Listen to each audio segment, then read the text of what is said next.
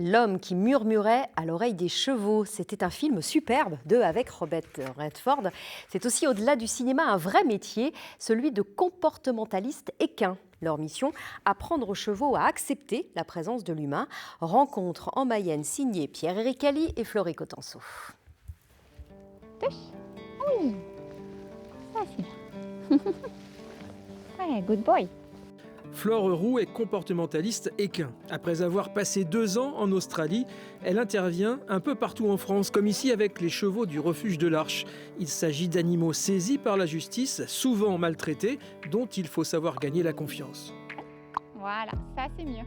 Pour ça, je me suis baladée dans le troupeau, voir leur action, quand est-ce qu'ils fuyaient, à quelle distance je pouvais approcher, où étaient leurs limites, pour respecter leurs limites, et chaque jour dépasser un petit peu cette limite.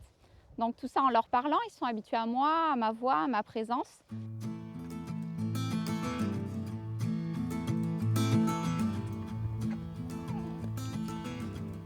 Ces chevaux ne seront jamais approchés par le public, mais pour les nourrir et surtout les soigner, il est essentiel de pouvoir les côtoyer. Ça nous permet d'être un peu plus proche des chevaux, de pouvoir avoir plus de contact avec eux afin de pouvoir observer davantage si on voit des blessures, des plaies, si on doit faire des interventions dessus. Donc c'est pour ça qu'on a besoin de Flore qui fait un très beau travail sur nos chevaux. Pour elle, pas de secret, il faut bien sûr aimer les animaux, savoir être patient et apprendre à découvrir chacun d'entre eux. Alors beaucoup d'observations, du ressenti aussi.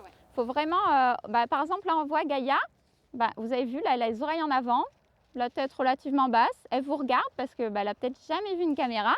Donc elle est plutôt sereine mais un peu attentive. C'est-à-dire que là si je fais un gros mouvement brusque, elle va partir. Et ça, comment je le sais? Parce qu'il y a des petits mouvements de tête. Si je fais ça, il y a une réaction, elle lève la tête. Donc c'est vraiment observer les signaux de stress et d'apaisement chez le cheval. Mais Flore travaille aussi auprès de particuliers qui connaissent des problèmes avec leurs chevaux. Dans ces cas-là, elle cherche à expliquer tout simplement pourquoi cavalier et monture ne se comprennent pas.